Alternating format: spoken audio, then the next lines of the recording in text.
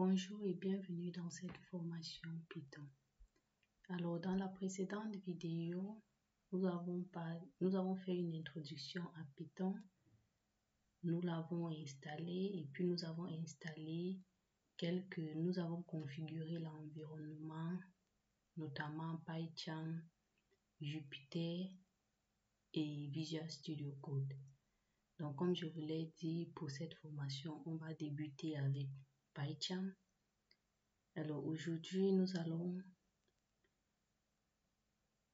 nous attarder sur l'interface de PyCharm et nous allons exécuter nos premiers scripts Python.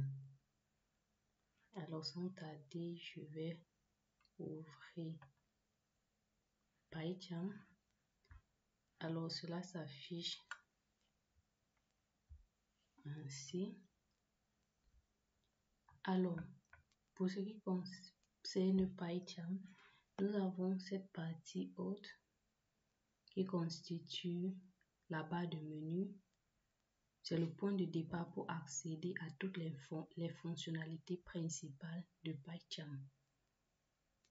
Ici, quand vous cliquez, vous avez plusieurs onglets: File, Edit, View, Navigate, Code, Refactor, Run Tools, Window, Help. Ce sont des onglets qui permettent de gérer vos projets, vos fichiers et faire des configurations. On a aussi l'onglet Tools qui permet d'accéder à des outils avancés comme les terminals ou les bases de données. Alors, plus loin, nous avons des raccourcis. Ce raccourci qui permet de lancer ou stopper l'exécution d'un script. On a ici le debugger pour gérer les erreurs, pour comprendre les erreurs. Ici, on a l'onglet qui permet d'accéder aux configurations du projet. Alors, un peu plus bas, on a l'éditeur de code, cette partie centrale. C'est ici que vous écrivez vos codes de Python et le code est coloré grâce à la coloration syntaxique qui rend le développement plus visible, plus lisible. On a des numéros de ligne sur le côté qui permet de vous repérer rapidement. Et par la fin, on a des suggestions automatiques et des corrections pour faciliter le code. Ici à gauche, on a la vue du projet. La vue du projet montre l'arborescence de vos fichiers. Vous pouvez voir vos fichiers et vos dossiers. Permet de naviguer facilement entre les scripts et les ressources de votre projet. Et à partir d'un clic droit sur des fichiers, des dossiers, vous pouvez les exécuter. À l'exemple, clic droit là, et puis je peux exécuter le fichier. Tout en bas ici, on a la console de Python. On a le terminal intégré. Alors la console Python permet de tester les bouts de code rapidement. Et le terminal permet d'exécuter des commandes directement depuis PyCharm. Ici, on a aussi parlé du debugger qui permet de suivre vos programmes. C'est le point d'arrêt pour inspecter vos codes ligne par ligne. Vous surveillez les variables pour voir leurs valeurs évoluer dans le temps. Alors, aujourd'hui, nous allons créer notre projet, notre fichier Python et nous allons exécuter quelques scripts. Alors, pour cela, vous venez dans File. Alors, vous avez New Project. Vous cliquez Name. Donc là, vous donnez le nom de votre projet. Je dis n'importe quoi. Data M.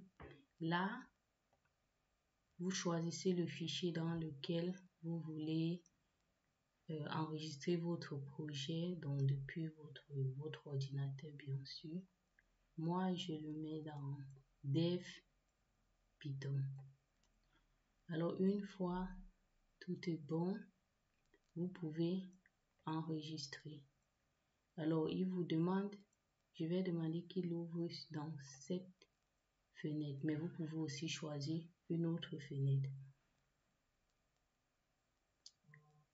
Alors, nous avons ici DataM, notre projet Python qui est enregistré. Vous pouvez voir le chemin.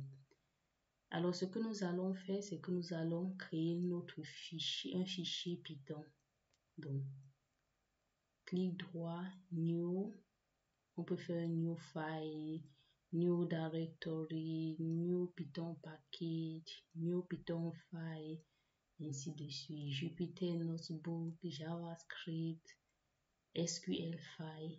Mais on va faire un New Python File. On va le nommer Script. Je mets Script 1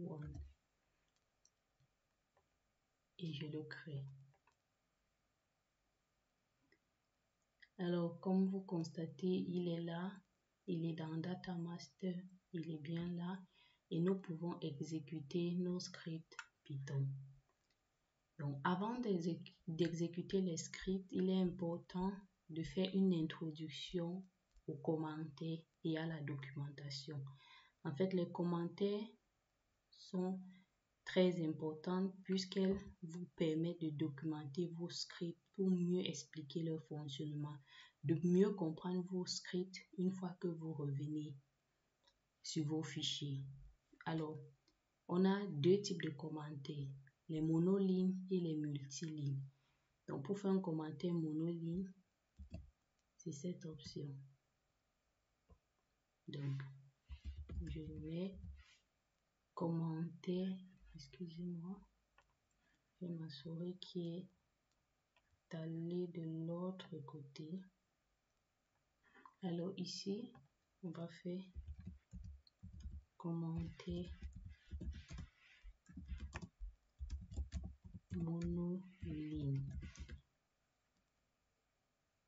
Alors, après, on a les commentaires multilignes. Alors, les commentaires multilignes, c'est ceci.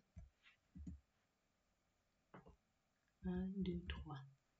Là, vous pouvez écrire commentaire multiligne.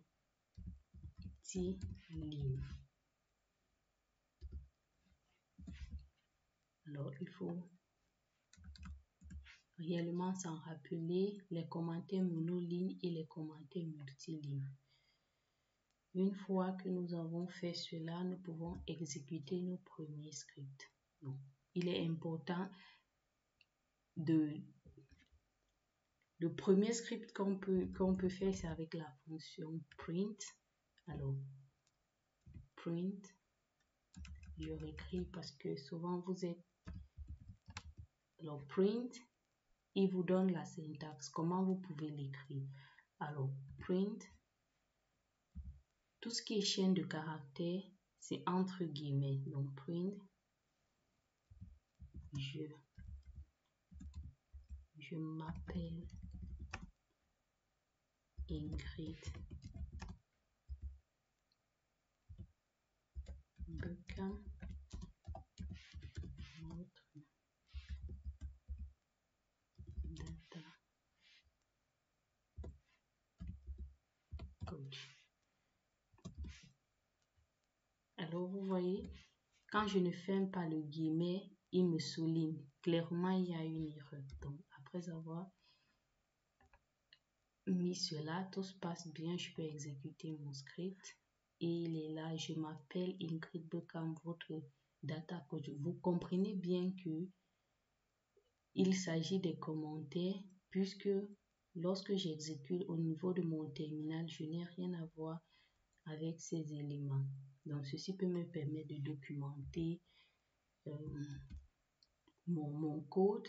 Donc, la fonction print utilisée pour afficher.